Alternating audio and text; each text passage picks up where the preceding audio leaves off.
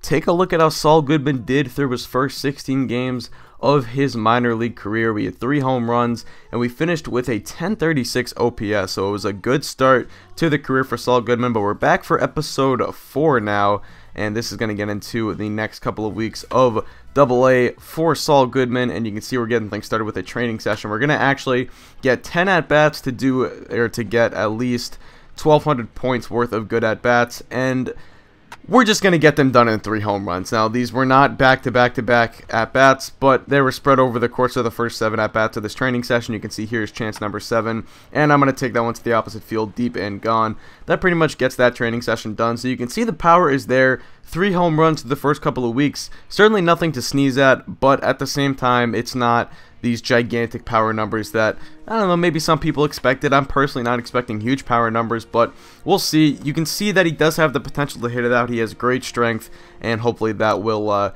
continue to develop. But here we're back for a series against the Midland Rockhounds, and we start out both games going 0 for 4. So we have a couple of 0 first to start out the episode, and we're going to look to get back on track. And you can see that OPB is down to 313. Now, Goodman is not a guy that walks a lot, so he needs to get hits to get on base, which is an important stat, much more important than the batting average stat.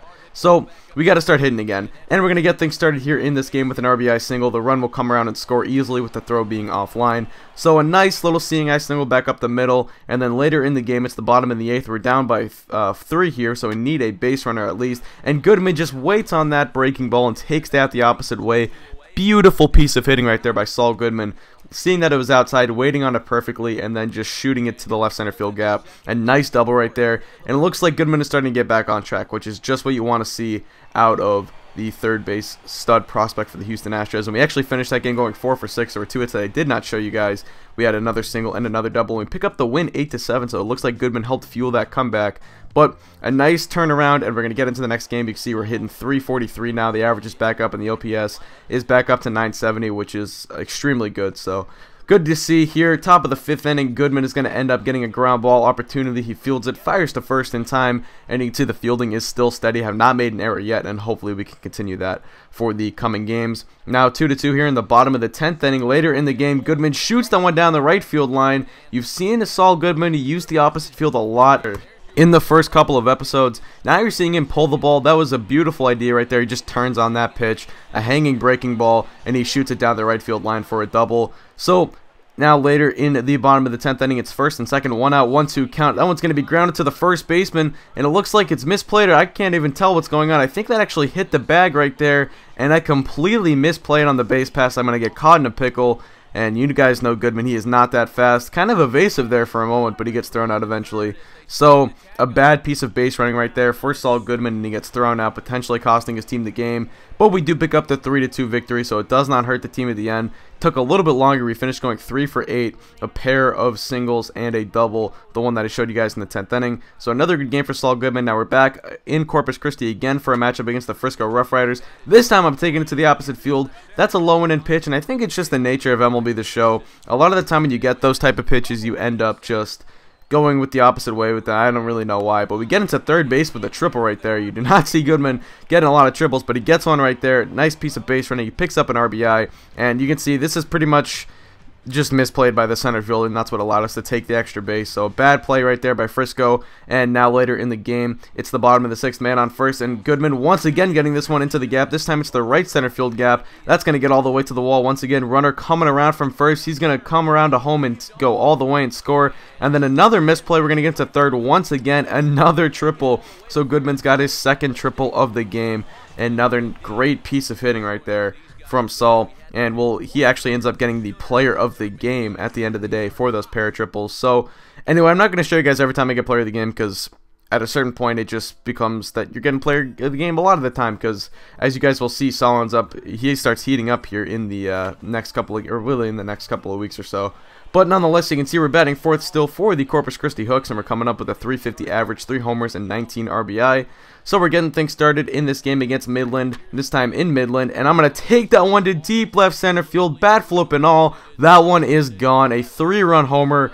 A beautiful shot by Goodman, and he's got his 4th dinger of this season. Check him out, raising his hand high. He is celebrating a nice 3-run shot from Goodman, and that is going to give us an early lead in this game against Midland. A great piece of hitting. Once again, you've seen Goodman's ability to use the opposite field, and he's showing it once again. Now here we go, later in the game. Fielding opportunity, fire onto first, and the throw is low. The first baseman can't scoop it. That would have gotten us out of the inning, but now the bases are loaded with 2 outs. So a terrible, terrible throw right there from Goodman. You're going to see maybe a little bit too casual. Looks like probably should have stepped into that throw a little bit. I guess you can blame the animations or whatever, but nonetheless, Goodman's first career professional error. But we're up 9-0 nonetheless, so it's not really a big deal. That's going to make it 10-0. That is a sharp single. That's going to be misplayed by the right fielder. This is going to go all the way to the wall. Goodman rounding second. He's going to try for 3 here, and he's going to get another triple.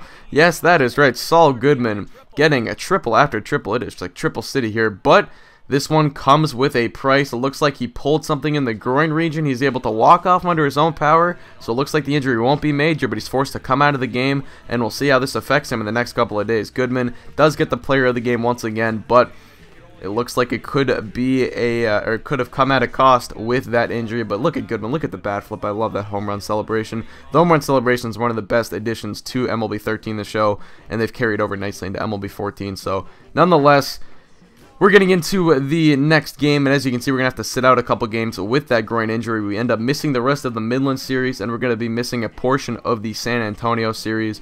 So the team suffers a little bit without us. We've certainly been a key contributor to the team, but we come back here on the 4th of May, and we're ready to get into our next game. We're right back in that 4-hole where we belong, and looking to produce to try and make up for some of those games that we missed. So we got a runner on second, and Goodman takes this one to deep left center field. That one is back, and that is gone over the wall.